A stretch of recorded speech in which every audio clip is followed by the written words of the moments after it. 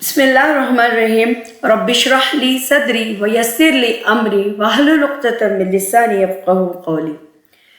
السلام علیکم ورحمۃ اللہ وبرکاتہ۔ جیسا کہ آپ جانتے ہیں کہ ہمارا مطالب قرآن کا سلسلہ چل رہا ہے اور مطالب قرآن میں ہم نے سورۃ آل عمران کی آیت نمبر 172 تک اس کی تفسیر دیکھی تھی۔ آج ہم انشاءاللہ آیت نمبر 173 سے اس کی تفسیر لیں گے کہ اعوذ باللہ من الشیطان الرجیم بسم اللہ الرحمن الرحیم الذین قال لهم الناس ان الناس قد جمعوا لكم فاخشوهم فزادهم ایمانا وقال حسبنا اللہ ونعم الوکیل۔ یہ وہ لوگ ہیں جب ان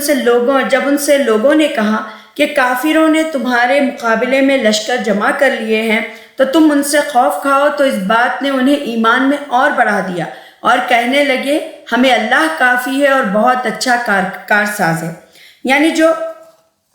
یہاں پر جو ذکر آ رہا ہے وہی ہماری جو آیتیں تھیں ان کا کنٹینیوشن ہے کہ ہمراہ الاسد، اور کہا جاتا ہے کہ بدر صغریٰ کے موقع پر ابو سفیان نے بعض لوگوں کی خدمت میں کیا ہے مالی معاوضہ دے کر حاصل یہ سنا کہ مسلمانوں کے حوصلے پست ہو جائیں، تو اس نے کیا کیا کہ بعض روایت کی روح سے یہ کام شیطان نے اپنے چیلے چانٹوں کے ذریعے سے لیا، لیکن مسلمان اس قسم کی افواہیں سن کر کیا ہے خوفزدہ ہونے کے بجائے ان کے ایمان کو، اور انہوں نے اپنے ایمان کو مضبوط کر لیا، اور پھر وہ کیا ہے ایسے مزید جو عزم اور ولولہ سے وہ سرشار ہو گئے، جس کے یہاں کیا ہے ایمان کی زیادتی سے اللہ تعالیٰ نے تعبیر کیا ہے۔ اور پھر کیونکہ ایمان جتنا پختہ ہوگا، جہاد کا عزم اور جو جتنا شوق اور اس کا ولولہ جتنا بھی زیادہ مضبوط ہوگا، تو یہاں پر اللہ تعالیٰ یہ آیت کی دلیل یہی ہے کہ ایمان کیا ہے جامد قسم کی چیز نہیں ہے، یعنی ایک جگہ جمی ہوئی یا پھر اس کو جمع کر رکھا نہیں گیا، بلکہ ایمان کیا ہے بلکہ اس میں کمی اور بیشی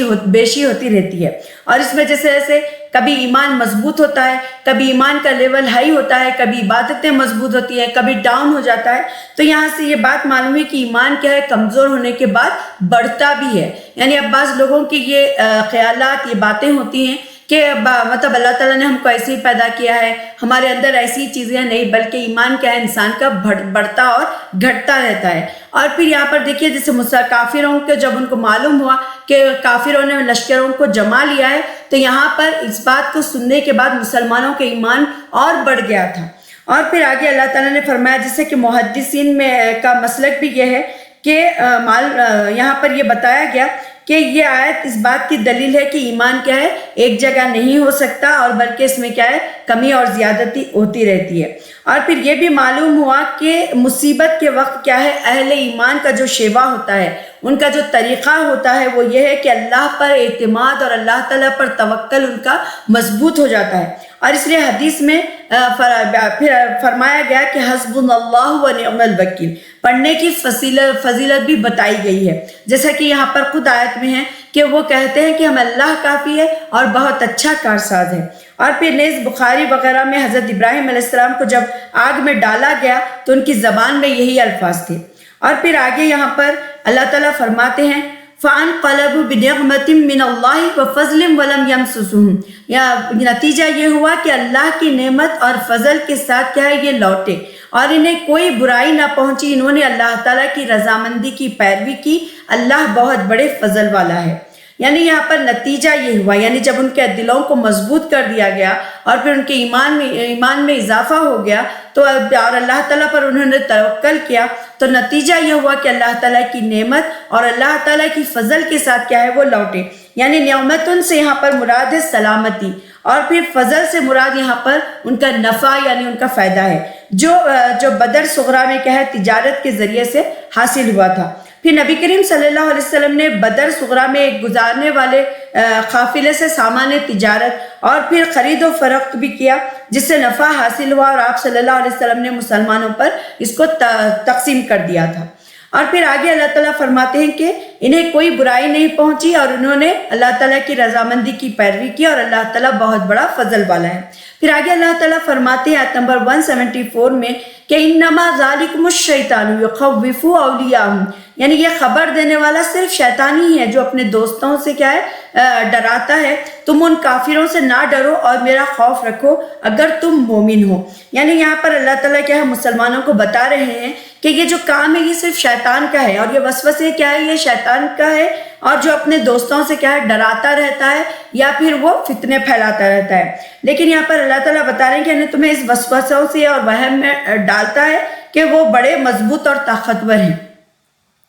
اور تم ان کافروں سے نہ ڈرو، میرا خوف رکھو اگر تم مومن ہو۔ یعنی جب وہ تمہیں اس وہم میں مبتلا کر دے، اس خیال میں تمہیں ڈال دے، تو تم صرف کیا ہے اللہ تعالیٰ فرماتے ہیں کہ تم صرف مجھ پر بھروسہ رکھو اور پھر میری ہی طرف رجوع کرو، میں تمہیں کیا ہے کافی ہو جاؤں گا اور تمہارا ناصر رہوں گا۔ جیسے دوسرے مقام پر کیا ہے فرمایا گیا سورہ زمر کے آیت نمبر 36 میں، الیس اللہ بکاف عبدہ، یعنی کیا اللہ اپنے بندے کو کافی نہیں ہے؟ مزید مطلب یہاں فرمایا گیا کہ کتب اللہ لأغلبن انا ورسلی وغیرہ من آیت، مطلب اس طریقے سے اللہ تعالیٰ نے فرمایا کہ کیا اللہ تعالیٰ اپنے بندوں کو کافی نہیں ہے؟ پھر آگے یہاں پر اللہ تعالیٰ فرماتے ہیں کہ کفر میں آگے بڑھنے والے لوگ تجھے غمناک نہ کریں، یقین مانو کہ یہ اللہ تعالیٰ کا کچھ نہ بگاڑ سکیں گے۔ اللہ تعالیٰ کا ارادہ ہے کہ ان کے لیے آخرت کا کوئی حصہ عطا نہ کرے اور ان کے لیے بڑا عذاب ہے۔ یعنی یہاں پر نبی کریم صلی اللہ علیہ وسلم کے اندر جو ہے اس بات کی شدید خواہش تھی کہ سب مسلمان ہو جائیں، اور پھر اس لیے ان کا انکار اور ان کی تکذیب سے کیا ہے آپ صلی اللہ علیہ وسلم کو بہت زیادہ تکلیف پہنچتی تھی۔ تو اللہ تعالیٰ نے فرمایا کہ اس میں آپ کو اللہ تعالیٰ نے تسلی دی یہاں پر کہ آپ صلی اللہ علیہ وسلم کیا ہے غمگین نہ ہو ان کے حرکتوں سے، بلکہ یہ کیا ہے ان کا کچھ اللہ کا کچھ یہ بگاڑ نہیں سکتے، اور پھر اپنی ہی آخرت کو وہ لوگ برباد کر لیں گے۔ پھر آگے اللہ تعالیٰ نے فرمایا آیت نمبر 177 میں، کفر کو ایمان کے بدلے خریدنے والے ہرگز اللہ تعالیٰ کو کوئی نقصان نہیں پہنچا سکتے، اور انہی کے لیے المناک عذاب ہے۔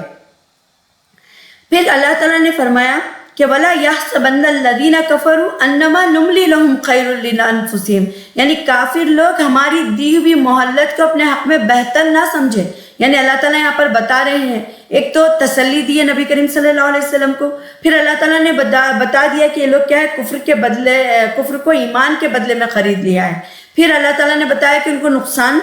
وہ کوئی نقصان نہیں پہنچا سکتے۔ اب یہاں پر اللہ تعالیٰ کافروں کو بھی بتا رہے ہیں کہ کافر لوگ ہماری دی ہوئی مہلت کو کیا ہے اپنے حق میں بہتر نہ سمجھے، بلکہ یہ مہلت تو اس لیے ہے کہ وہ گناہوں میں اور بڑھ جائیں، اور پھر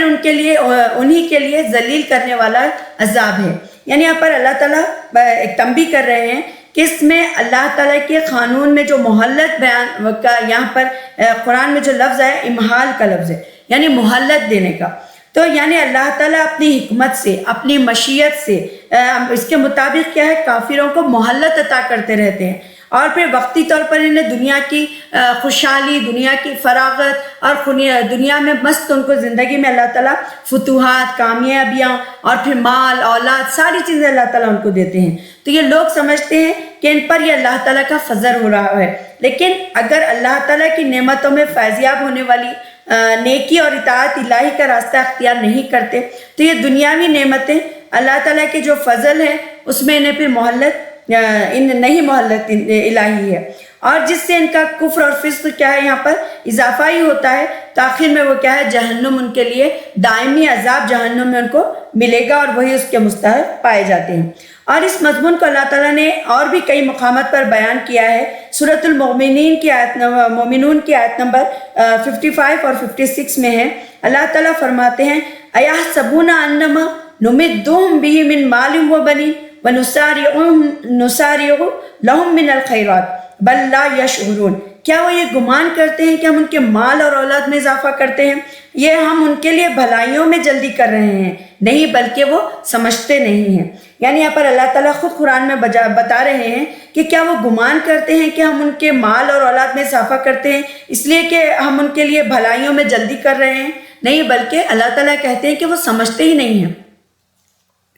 پھر آگے آیت نمبر 179 میں اللہ تعالیٰ فرماتے ہیں کہ جس حال میں تم ہو اسی پر ایمان والوں کو نہ چھوڑ دے گا جب تک کہ پاک اور ناپاک کو الگ نہ کر دے، اور نہ اللہ تعالیٰ ایسا ہے کہ تمہیں غائب سے آگاہ کر دے، بلکہ اللہ تعالیٰ اپنے رسولوں میں سے جس کا چاہے انتخاب کر لیتا ہے۔ اس لیے تم اللہ تعالیٰ پر اور اس کے رسولوں پر ایمان رکھو، اور تم ایمان لاؤ اور تقویٰ کرو، تمہارے لیے بڑا بھاری اجر ہے۔ یعنی یہاں پر اللہ تعالیٰ فرماتے ہیں کہ جس حال میں تم ہو اسی پر ایمان، اللہ پر ایمان والوں کو نہ چھوڑ دے، اللہ تعالیٰ چھوڑ دے گا، بلکہ جب تک کہ پاک اور ناپاک کو الگ نہ کر دے۔ یعنی یہاں پر کیا ہے کہ اگر اللہ تعالیٰ اس طرح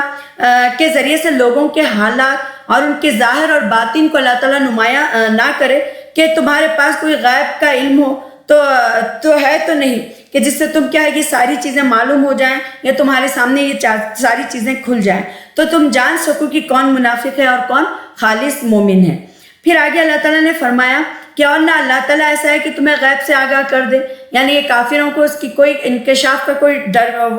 وہ بھی نہیں ہے راستہ، بلکہ اللہ تعالیٰ اپنے رسولوں میں سے جس کا چاہے انتخاب کر لیتا ہے۔ ہاں البتہ اللہ تعالیٰ کیا ہے اپنے رسولوں میں سے جس کو چاہتا ہے، جیسے غیب کا علم اللہ تعالیٰ عطا کرتے ہیں، جس سے بعض دفعہ کیا ہے ان پر منافقت کا اور ان کے حالات اور ان کی سازشوں کا اللہ تعالیٰ راز کا فاش کر دیتے ہیں، اور پھر یعنی یہ بھی کہ کسی وقت کیا ہے کسی نبی پر ہی نبی پر ہی کیا ہے ظاہر کیا جاتا ہے، ورنہ عام طور پر کیا ہے نبی بھی جب تک اللہ تعالیٰ نہ چاہیں منافقین کے جو اندرونی نفاق ہے اور ان کے جو مکر اور فریب ہے اس سے بے خبر نہیں رہتے ہیں۔ جس طرح کہ سورہ توبہ کی آیت نمبر 101 میں بھی اللہ تعالیٰ کیا ہے فرماتے ہیں کہ اور پھر اور اہل مدینہ میں کیا ہے جو منافق ہیں اے پیغمبر آپ صلی اللہ علیہ وسلم ان کو نہیں جانتے، ہم انہیں جانتے ہیں۔ اور اس کا دوسرا مفہوم یہ بھی ہو سکتا ہے کہ غیب کا علم کیا ہے ہم صرف اپنے رسولوں کو ہی عطا کرتے ہیں، کیونکہ یہ ان کا ضرورت کے حساب سے ان کے لیے کیا ہے ضروری ہے، یعنی جتنا اللہ تعالیٰ چاہتے ہیں، جو بات اللہ تعالیٰ کھولنا چاہتے ہیں وہ باتوں کو کیا ہے کھول دیتے ہیں، اور اس وحی الہی اور پھر امور غیبہ کے ذریعے سے ہی کیا ہے وہ لوگوں کو اللہ تعالیٰ کی طرف بلاتے ہیں اور اپنے آپ کو اللہ تعالیٰ کا رسول ثابت کرتے ہیں۔ اور پھر اس مضمون کو کیا ہے دوسرے مقام پر اللہ تعالیٰ نے اس طرح بیان کیا کہ سورۃ الجن کی آیت نمبر 26-27 میں آتا ہے کہ یہ عالم الغیب کیا ہے اللہ تعالیٰ ہے، اور وہ اپنے غیب سے پسندیدہ رسول کو ہی خبردار کرتا ہے اور ظاہر کرتا ہے کہ یہ جو غائبہ جو حقیقت ہے اور جن کا تعلق کیا ہے منصب اور فرائض اور اس کی رسالت کی ادائیگی سے ہوتا ہے، نہ کہ جو کچھ ہو چکا ہے یا پھر آئندہ قیامت تک جو ہونے والا ہے۔ اس کا علم کیا ہے جیسا کہ بعض جو جھوٹے لوگ ہیں وہ یہ کہتے ہیں کہ عالم الغیب کیا ہے انبیاء علیہ السلام ہیں اور اپنے کچھ ائمہ ہیں، لیکن ایسا نہیں ہے، بلکہ اللہ تعالیٰ اپنے غیب سے کیا ہے نبیوں کو خبر دیتے ہیں۔ پھر آگے اللہ تعالیٰ نے فرمایا کہ جنہیں اللہ تعالیٰ نے اپنے فضل سے کچھ دے رکھا ہے وہ اس میں سے اپنی کنجوسی کو اپنے لیے بہتر خیال نہ کرے، بلکہ ان کے لیے نہایت بدتر ہے۔ ان قریب قیامت والے دن یہ اپنی کنجوسی کی چیز کے طاق میں ڈال لے جائیں گے، اور آسمانوں اور زمین کی میراث اللہ تعالیٰ ہی کے لیے ہے، اور جو کچھ تم کر رہے ہو اس سے اللہ تعالیٰ کیا ہے آگاہ ہے۔ تو یہاں پر کیا ہے اس میں کیا ہے بخیلی کو بیان کیا گیا ہے کہ جو اللہ کے دیے ہوئے مال کو اللہ کی راہ میں خرچ نہیں کرتے، اور پھر کیا ہے اس میں سے جو فرض زکوٰۃ ہے وہ بھی نہیں نکالتے۔ صحیح بخاری کی حدیث میں آتا ہے کہ قیامت والے دن اس کے مال کو ایک زہریلا اور نہایت خوفناک سانپ جو ہوگا وہ بنا کر طوق میں ان کے گلے میں ڈال دیا جائے گا، اور گلے میں وہ سانپ کیا ہے ان کی بانجھ پکڑے گا اور کہے گا کہ میں تیرا مال ہوں، میں تیرا خزانہ ہوں۔ تو یہاں پر یہ جو حدیث میں نے ابھی کہی وہ صحیح بخاری کی حدیث ہے۔ تو اس سے معلوم ہوا کہ جو لوگ مال خرچ نہیں کرتے، جو کنجوسی کرتے ہیں، تو ان کے کیا ہے یہ زیادہ بہتر خیال نہیں کرنا ہے، اور کیونکہ کیا ہے اللہ تعالیٰ کنجوسی کی چیز کے کیا ہے طوق ڈال دیں گے، یعنی اس کو گلے میں کیا ہے مال کو زہریلا اور خوفناک سانپ بنا کر طوق میں ڈال دیں گے، ان کے گلوں میں اٹکا دیں گے وہ طوق کو۔ اور پھر آسمانوں اور زمین کی میراث اللہ تعالیٰ ہی کے لیے ہے، اور جو کچھ تم کر رہے ہو اس سے اللہ تعالیٰ آگاہ ہے۔ پھر آگے اللہ تعالیٰ نے فرمایا لَقَدْ سَمِعَ اللَّهُ قَوْلَ الَّذِينَ قَالُوا إِنَّ اللَّهَ فَقِيرٌ وَنَحْنُ أَغْنِيَاءُ سَنُكْتُبُ مَا قَالُوا وَقَتَلُهُمُ الْأَنْبِيَاءَ بِغَيْرِ حَقٍّ وَنَقُولُ ذُو عَذَابٍ حَرِيقٍ۔ یقیناً اللہ تعالیٰ ان لوگوں کا قول بھی سنا جنہوں نے کہا کہ اللہ تعالیٰ فقیر ہے اور ہم تو نگراں ہیں، اور پھر ان کے اس قول کو ہم لکھ لیں گے، اور ان کا انبیاء کو بے درجہ قتل کرنا ہے بھی ہے، اور پھر ہم ان سے کہیں گے کہ جلنے والا عذاب کا مزہ چکھو۔ یعنی جب اللہ تعالیٰ اہل ایمان کو اللہ کی راہ میں خرچ کرنے کی ترغیب دی، اور پھر فرمایا کہ من ذا الذی یقرض اللہ قرضا حسنا، سورۃ البقرہ کی آیت نمبر 245 میں ہے، کون ہے جو اللہ کو قرض حسن دے؟ تو یہودوں نے کہا کہ اے محمد، تیرا رب فقیر ہو گیا ہے کہ اپنے بندوں سے قرض مانگ رہا ہے، جس پر اللہ تعالیٰ نے یہ آیت کو نازل فرمایا۔ پھر آگے کہا اور تم کیا ہے ان کے پاس قول کو ہم لکھ لیں گے اور ان کے انبیاء کو بے درجہ قتل کرنا بھی ہے۔ یعنی یہاں پر کیا ہے، جو بات وہ کر رہے ہیں جس میں اللہ تعالیٰ کی شان میں جو گستاخی ہے، اور اس طرح ان کے کیا ہے اسلاف جو تھے وہ انبیاءوں کو ناحق قتل کرنا، اور ان کے یہ سارے جرائم اللہ تعالیٰ کی بارگاہ میں کیا ہے درج ہیں، اور جن پر وہ کیا ہے جہنم میں داخل ہوں گے۔ پھر آگے اللہ تعالیٰ نے فرمایا یہ تمہارے پیش کردہ اعمال کا بدلہ ہے اور اللہ تعالیٰ بندوں پر ظلم کرنے والا نہیں ہے۔ پھر آیت نمبر 183 میں اللہ تعالیٰ فرماتے ہیں یہ وہ لوگ ہیں جنہوں نے کہا کہ اللہ تعالیٰ نے ہمیں حکم دیا ہے کہ کسی رسول کو نہ مانے جب تک وہ ہمارے پاس ایسی قربانیاں نہ لے آئے جسے آگ کھا جائے۔ آپ کہہ دیجئے کہ اگر تم سچے ہو تو مجھ سے پہلے تمہارے پاس جو رسول دیگر معجزوں کے ساتھ یہ بھی لائے جسے تم کہہ رہے ہو، تو پھر تم نے انہیں کیوں مار ڈالا؟ یعنی یہاں پر اللہ تعالیٰ اس میں یہودیوں کی ایک اور بات اور اس کی تکذیب کی جا رہی ہے۔ وہ کہتے تھے کہ اللہ تعالیٰ کیا ہے ہم سے یہ عہد لیا ہے کہ ہم صرف اس رسول کو مانیں جس کی دعا پر آسمان سے آگ آئے، اور پھر وہ فرماتے تھے، وہ کہتے تھے کہ قربانی اور صداقت کو کیا ہے جلا ڈالے۔ مطلب یہ تھا کہ اے محمد صلی اللہ علیہ وسلم آپ کے ذریعے کیا ہے اس معجزے کو چونکہ صدور نہیں ہوا، اس لیے کیا ہے اللہ تعالیٰ کے حکم سے آپ صلی اللہ علیہ وسلم کی رسالت پر کیا ہے ایمان لانا ہمارے لیے ضروری نہیں ہے۔ اور پھر حالانکہ پہلے نبیوں میں ایسے نبی بھی آئے جن کی دعا سے آسمان سے آگ آتی اور پھر ایمان کی صداقت اور اس کی قربانیوں کو کیا ہے کھا جاتی تھی۔ تو جو ایک طرف اس بات کی دلیل ہوتی کہ اللہ کی راہ میں پیش کردہ جو صدقہ ہے یا پھر جو قربانی ہے اللہ تعالیٰ کی بارگاہ میں کیا ہے یہ قبول ہو گئی ہے، اور پھر دوسری طرف یہ بات اس کی دلیل ہوتی کہ یہ نبی کیا ہے برحق ہے۔ لیکن ان یہودیوں نے ان کے نبیوں اور رسولوں کی بھی تکذیب کی تھی، اور پھر اس لیے اللہ تعالیٰ نے فرمایا کہ اگر تم اپنے وعدے میں سچے ہو تو پھر تم نے اپنے ایسے پیغمبروں کو کیوں جھٹلایا اور انہیں قتل کیا جو تمہارے طلب کی کیا نشاندہی کر لائے تھے۔ پھر آگے اللہ تعالیٰ نے فرمایا کہ پھر بھی اگر یہ لوگ آپ کو جھٹلائیں تو آپ سے پہلے بھی بہت سے رسولوں کو جھٹلائے گئے ہیں جو روشن دلیلیں، صحیفے اور منور کتاب لے کر آئے ہیں۔ یعنی نبی کریم صلی اللہ علیہ وسلم کو یہاں پر پھر تسلی اللہ تعالیٰ دے رہے ہیں کہ آپ صلی اللہ علیہ وسلم یہودیوں کی ان کٹی جتی یہ جو باتیں ہیں اس سے بددل نہ ہوں، اور پھر ایسا نہ ہو کہ اس معاملے میں کیا ہے صرف آپ صلی اللہ علیہ وسلم کے ساتھ ہی ایسا کچھ نہیں کیا جا رہا ہے، بلکہ آپ صلی اللہ علیہ وسلم سے اس سے پہلے آنے والے جو پیغمبر تھے، جو انبیاء تھے، ان کے ساتھ بھی کیا ہے یہ سب کچھ ہو چکا ہے۔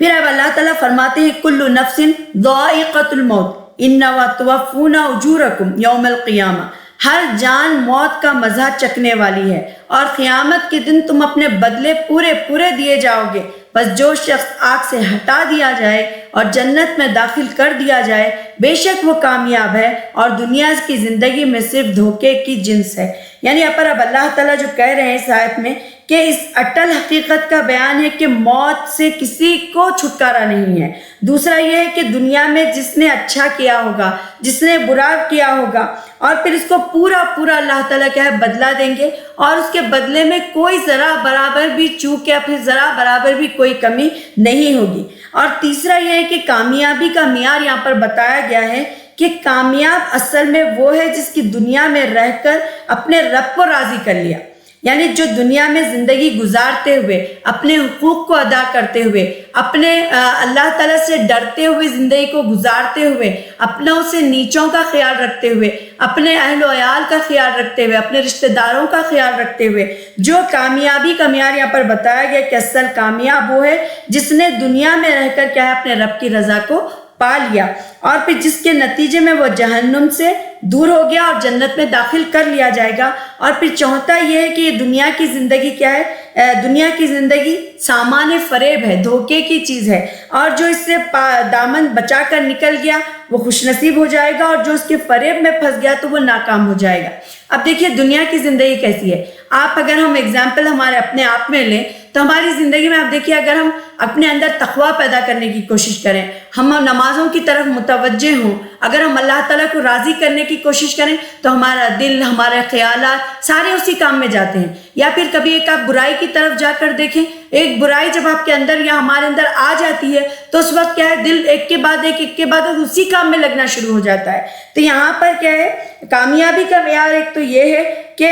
دنیا میں کیا ہے اچھا یا برا جو کرے گا اس کو ملے گا، اور پھر کامیاب اصل میں وہ ہے جو اللہ تعالیٰ کی رضا کو پالے، یعنی یہ ساری چیزوں سے بچتے ہوئے، تقویٰ اپنے اندر رکھتے ہوئے، برائیاں دل میں آئیں گے، وسوسے آئیں گے، لوگ ہمارے سامنے آئیں گے برے طریقے سے، لیکن اس چیز سے بچتے ہوئے جب ہم زندگی گزاریں گے تو تبھی جا کر پھر کیا ہے ہم اللہ تعالیٰ کی رضا کو پا سکتے ہیں۔ کیونکہ آپ دیکھیے نبی کریم صلی اللہ علیہ وسلم جس کے بارے میں لوگ یہ کہتے تھے کہ وہ صادق اور امین ہے، لیکن جب اللہ کے رسول دین کی دعوت لے کر ان کے سامنے آئے تو ان کے ساتھ کس طریقے کا سلوک کیا گیا، ان کو پھر کئی مجنون کہا گیا، کبھی شاعر کہا گیا، کبھی ان کے ساتھ مارا گیا ان کو پتھروں سے، ان کے خون ٹپکنا ہو گیا، مطلب اس طریقے سے ان کے ساتھ بہت زیادتی کی، ان کو بھوکا رکھا گیا، ان کو جلا وطن کرنے کے لیے ان کو نکالا گیا، یہ ساری چیزیں وہاں پر کیا ہے پھر کی گئیں۔ تو اس طریقے سے کیا ہے اللہ تعالیٰ فرماتے ہیں کہ جو دنیا کی زندگی کیا ہے فریب ہے، دھوکہ ہے،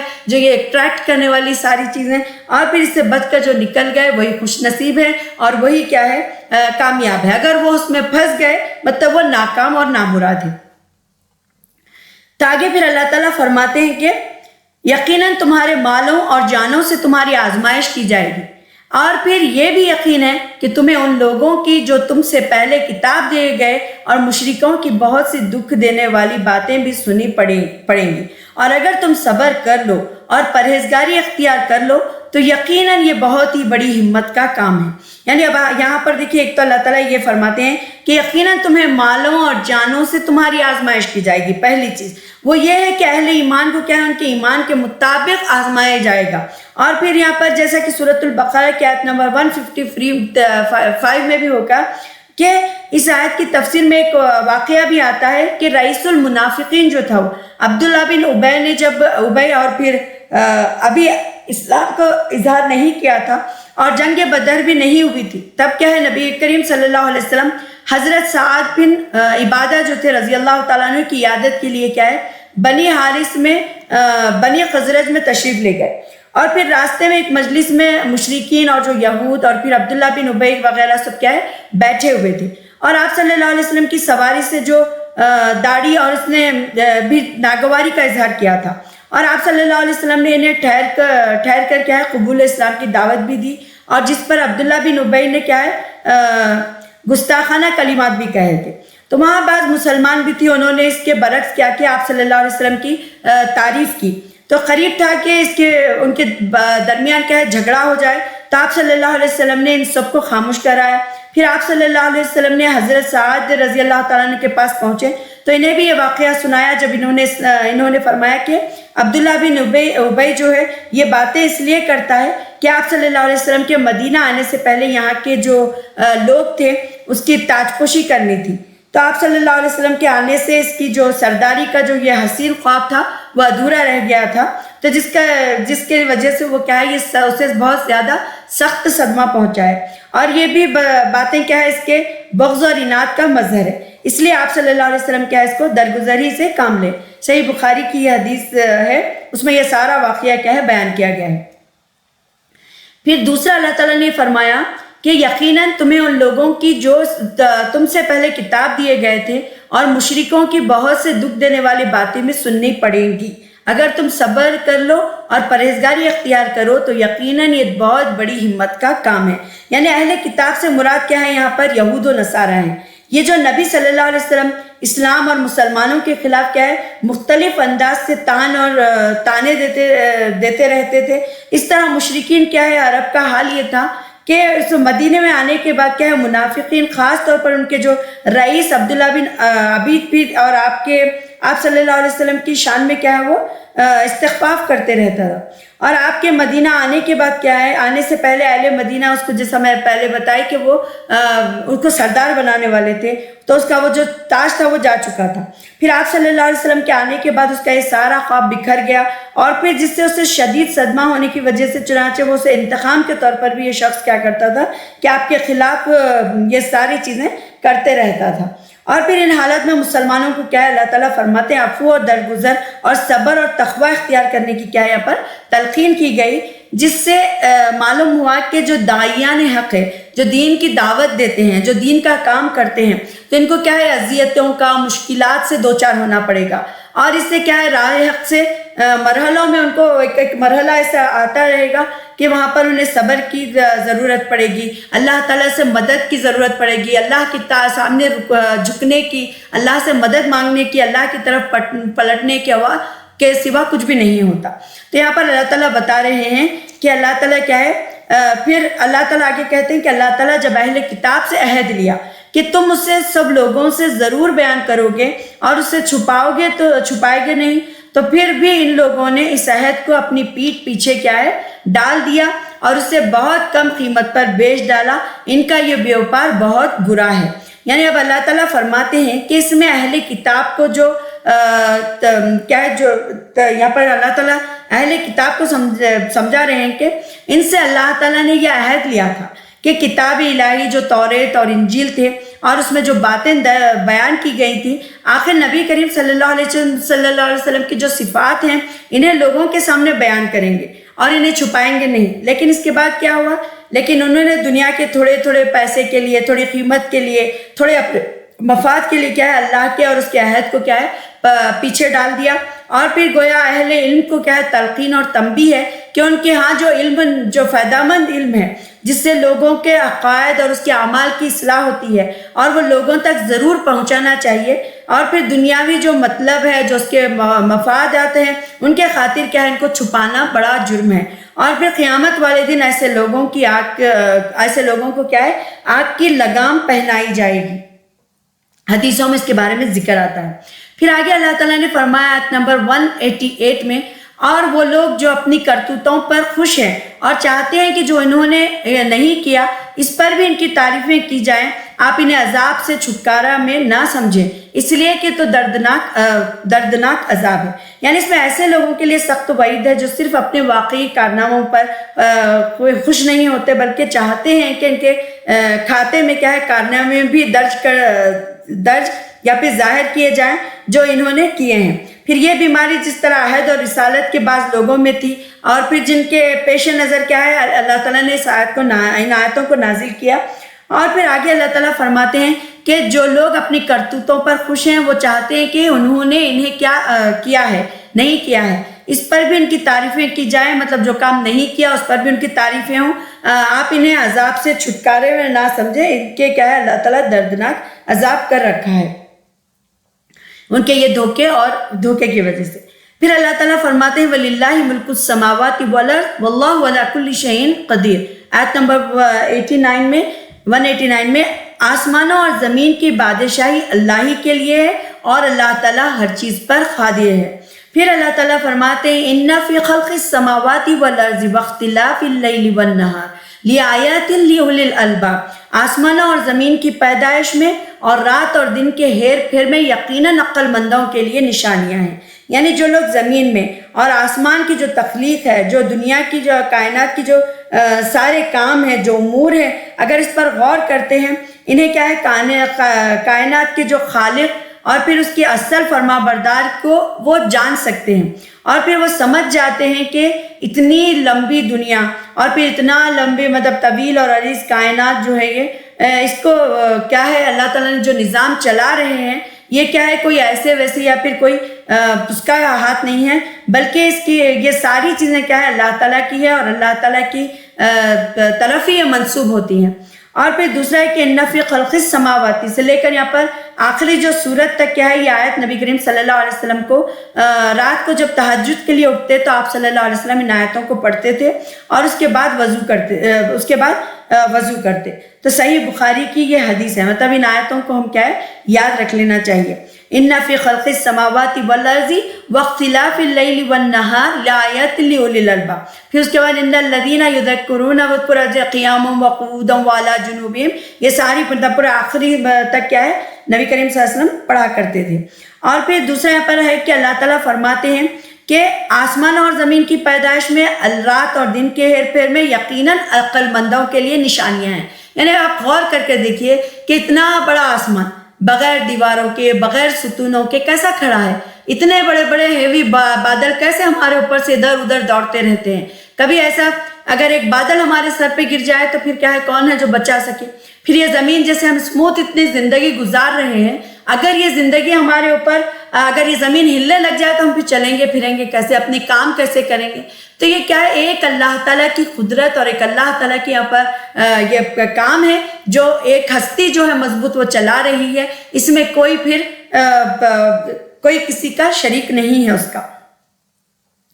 اور پھر آگے اللہ تعالیٰ فرماتے ہیں جو اللہ تعالیٰ کا ذکر کھڑے بیٹھے اپنی کروٹوں پر لیٹے ہوئے کرتے ہیں، آسمان اور زمین کی پیدائش میں غور و فکر کرتے ہیں اور کہتے ہیں اے پروردگار تو نے یہ بے فائدہ نہیں بنایا، تو پاک ہے پس ہمیں آگ کے عذاب سے بچا لے۔ یعنی یہاں پر اس آیت میں پہلی آیت میں اللہ تعالیٰ فرماتے ہیں کہ اپنی قدرت اور اپنی طاقت کی اللہ تعالیٰ چند نشانیاں بیان فرمائے، اور پھر فرمایا کہ نشانیاں کیا ضرور ہیں لیکن کن کے لیے ہیں؟ عقل مندوں کے لیے، اہل عقل کے لیے ہیں۔ اور پھر اس کا مطلب یہ کہ ان عجائبات اور ان کی جو تخلیق ہے یہ کیا ہے اللہ تعالیٰ کے حکم سے ہوتی رہتی ہے۔ پھر ایک حدیث میں آتا ہے کہ آپ نبی کریم صلی اللہ علیہ وسلم نے فرمایا کھڑے ہو کر نماز پڑھو۔ اب یہاں پر دیکھیے اللہ تعالیٰ نے آگے فرمایا کہ اللہ تعالیٰ کا ذکر کرنے کے طریقے اللہ تعالیٰ بتا رہے ہیں کہ اللہ تعالیٰ کا ذکر تم کھڑے ہو کر کرو، بیٹھ کر کرو، اپنی کروٹوں پر لیٹ کر کرتے ہو۔ تو یہاں پر یہ 3 طریقے بھی بتائے گئے۔ یعنی کچھ لوگ بولتے ہیں کہ ہم کو نماز پڑھنے کے لیے پرابلم ہوتی ہے تو ہم بیٹھ کر نماز نہیں پڑھ سکتے،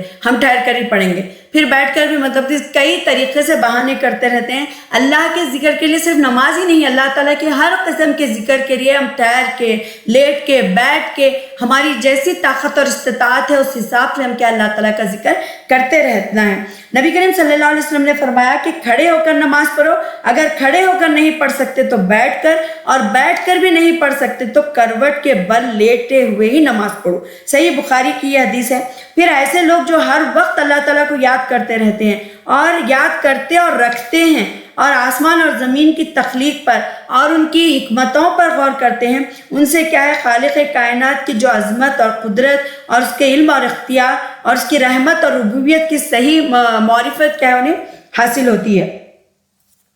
تو وہ بے اختیار اللہ تعالیٰ کو پکار اٹھتے ہیں کہ رب کائنات، یہ کائنات یوں ہی بے مقصد نہیں بنائی گئی، اور پھر بلکہ اس مقصد کو بندوں کا امتحان بھی اللہ تعالیٰ نے، یعنی جو امتحان میں کامیاب ہو گیا وہی کیا ہے جنت میں جائے گا، وہی اللہ تعالیٰ کی رضا کو حاصل کرے گا، اور جو نہیں کرے گا اس کا کیا ہے عذاب نار ہے، اور پھر وہ عذاب نار سے بچنے کی دعا بھی کرتے ہیں۔ اور اس کے بعد والی 3 آیتیں یہاں پر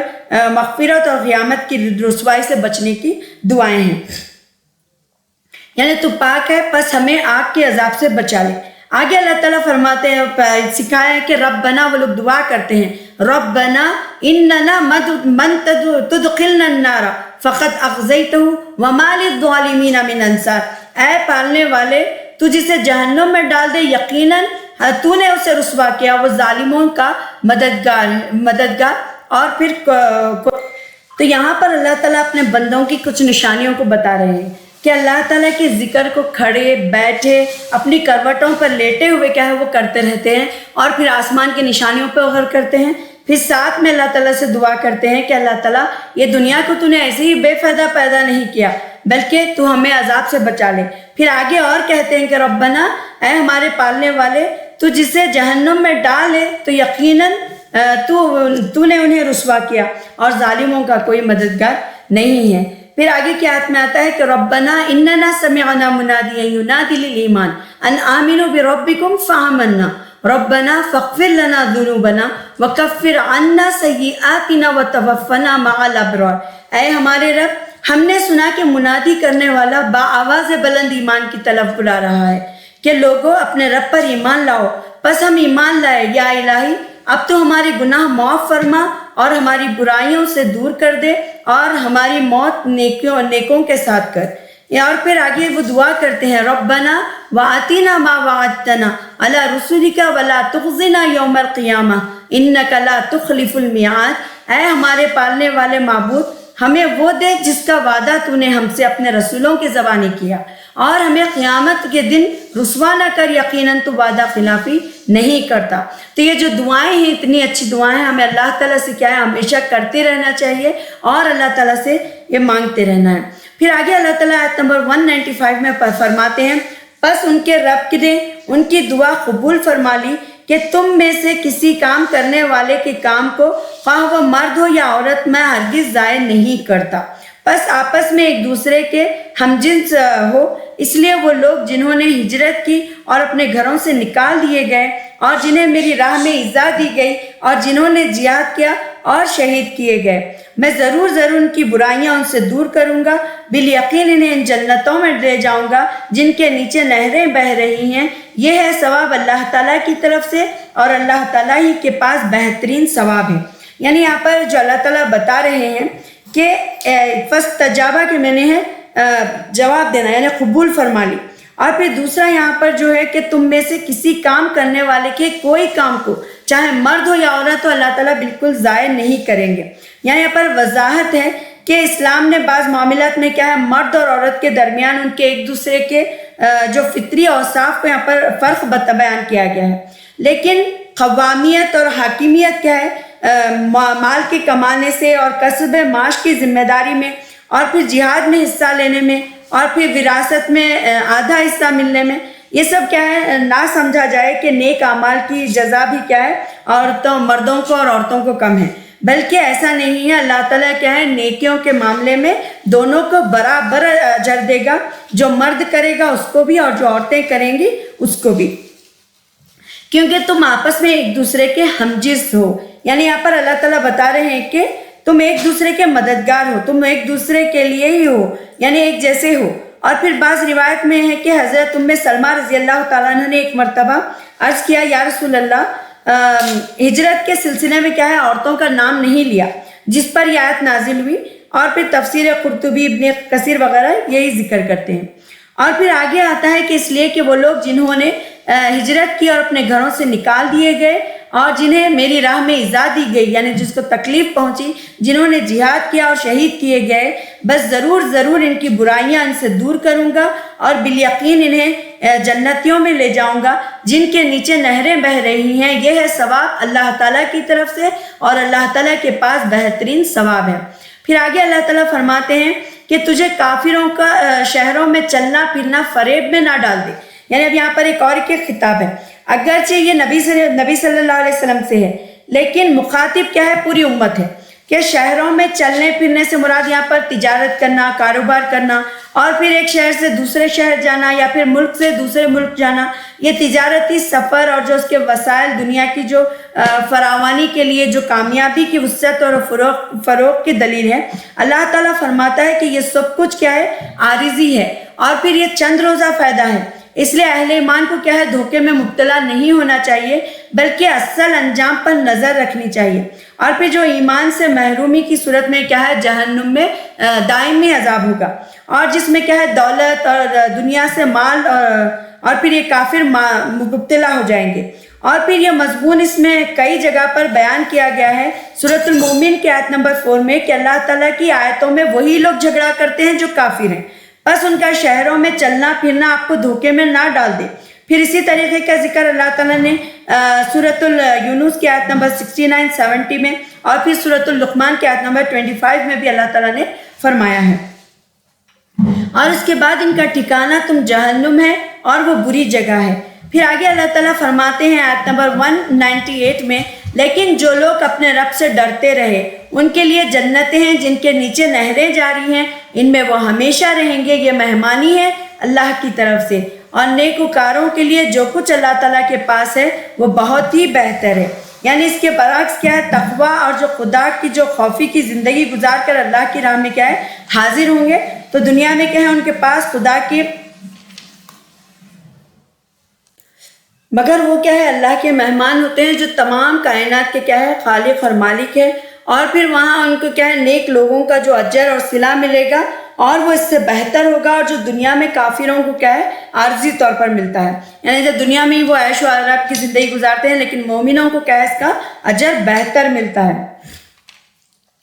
پھر آگے اللہ تعالیٰ فرماتے ہیں آخری دو آیتوں میں، آیت نمبر 199 اور 200 میں، کہ یقیناً اہل کتاب میں سے بعض ایسے بھی ہیں جو اللہ تعالیٰ پر ایمان رکھتے ہیں اور تمہاری طرف جو اتارا گیا ہے ان کی جانب جو نازل ہوا اس پر بھی اللہ تعالیٰ سے ڈرتے ہیں اور اللہ تعالیٰ کی آیتوں کو تھوڑی تھوڑی قیمت پر بیچتے نہیں ہیں، اور ان کا بدلہ ان کے رب کے پاس ہے، یقیناً اللہ تعالیٰ جلد حساب لینے والا ہے۔ اب یہاں پر دیکھیے اس آیت میں اہل کتاب کے اس گروہ کا ذکر ہے کہ جو رسول صلی اللہ علیہ وسلم کی رسالت پر ایمان لانے کا ان کو شرف حاصل ہوا تھا، اور پھر ایمان اور ان کی ایمانی جو صفات کا تذکرہ فرما کر اللہ تعالیٰ کیا ہے انہیں دوسرے اہل کتاب سے اعلیٰ کر رہے ہیں، اور جن کا مشن کیا ہے اسلام ہے، اور پھر پیغمبر اسلام اور مسلمانوں کے خلاف جو سازشیں کرنا، آیت الہی میں تحریف اور تلبیس کرنا، اور پھر دنیا کی جو عارضی اور فانی مفادات کے لیے کیا ہے اکتمان علم کرنا ہے۔ یعنی اللہ تعالیٰ نے فرمایا کہ یہ مومنین اہل کتاب ایسے نہیں ہیں بلکہ یہ اللہ سے ڈرنے والے ہیں، ان کی آیتوں کو کیا ہے تھوڑی تھوڑی قیمت پر بیچنے والے نہیں ہیں۔ اس کا مطلب یہ ہوا کہ جو علماء ہیں، جو ان کے مشائخ ہیں، جو دنیاوی غرض کے لیے آیت الہی میں چینجز کر کے پھر اس کو بدلتے رہتے تھے، یہ سب کیا ہے وہ کام نہیں کرتے، وہ ایمان اور تقوی سے محروم ہیں۔ اور پھر یہاں پر فرمایا کہ جو لوگ ایسا کرنے والے ہیں، مطلب جو تحریف کرنے والے ہیں، وہ کیا ہے ایمان اور تقوی سے محروم ہیں۔ پھر حافظ ابن کثیر نے لکھا ہے کہ آیت میں جو مومنین اہل کتاب کا ذکر ہے وہ یہود میں سے ان کی تعداد 10 تک بھی نہیں پہنچتی تھی، تو البتہ عیسائی کیا ہے بڑی تعداد میں مسلمان ہوئے اور انہوں نے دین حق کو کیا ہے اپنایا۔ پھر آگے اللہ تعالیٰ فرماتے ہیں کہ یا ایمان والو تم یا ایھا الذین آمنوا وصابروا ورابطوا واتقوا اللہ لعلکم تفلحون، اے ایمان والو تم ثابت قدم رہو اور ایک دوسرے کو تھامے رکھو اور جہاد کے لیے تیار رہو تاکہ تم مراد پہنچو۔ یعنی یہاں پر اللہ تعالیٰ صبر کرنے، یعنی صبر کرو یعنی اطاعت کو اختیار کرنے، اور پھر کیا ہے شہوت اور لذت کو چھوڑ دو، اپنے نفس کو مضبوط اور ثابت قدم رکھو۔ تو یہاں پر کیا ہے مصابرتن کا ذکر آیا ہے، یعنی صابرو، جنگ کی شدتوں میں دشمن کے مقابلے میں کیا ہے ڈٹے رہنا، اور پھر یہ صبر کی سخت ترین صورت ہوتی ہے، اور پھر اس لیے کہ اسے علیحدہ یہاں پر بیان کیا گیا ہے کہ جو مورچے بند ہو کر کیا ہے ہمہ وقت چوکنا رہنا اور جہاد کے لیے تیار رہنا ہے، یعنی ہر طریقے سے تمہارے اوپر اٹیک ہو سکتا ہے، شیطانی وسوسوں کے ذریعے سے، لڑائی جھگڑے سے، آپس میں، تو تمہیں کیا ہے مضبوط رہنے کی ضرورت ہے۔ یہ بھی بڑے عزم اور حوصلے کا کام ہے، اس لیے حدیث میں اس کی یہ فضیلت بیان کی گئی ہے کہ اللہ کے راستے میں جہاد میں کیا ہے ایک دن پڑاؤ ڈالنا، یعنی مورچہ بند ہونا دنیا اور مافیا سے بہتر ہے۔ اور پھر اللہ تعالیٰ نے پھر فرمایا کہ یعنی ناگوار کے حالت میں مکمل وضو کرنا، اور پھر مسجدوں میں زیادہ دور سے چل کر جانا، اور پھر نماز کے بعد دوسری نماز کا انتظار کرنا بھی کیا ہے یہاں پر اس کو کنیکٹ کیا گیا ہے، صحیح مسلم کی یہ حدیث ہے۔ تو الحمدللہ یہاں پر ہمارا سورۃ آل عمران جو تھا اس کی تفسیر مکمل ہو چکی ہے۔ میں اللہ تعالیٰ سے دعا کرتی ہوں کہ اللہ تعالیٰ ہمیں اس پر عمل کرنے والا اور اس کو سمجھتے ہوئے زندگی گزارنے والے بنائے۔ اللہ تعالیٰ ہمارے لیے دین کو سمجھنا اور اس پر عمل کرنا آسان فرمائے، آمین۔ وآخر دعوانا الحمدللہ رب العالمین۔ سبحانک اللہم و بحمدک، اشہد ان لا الہ الا انت، استغفرک و اتوب الیک۔ السلام علیکم ورحمۃ اللہ وبرکاتہ۔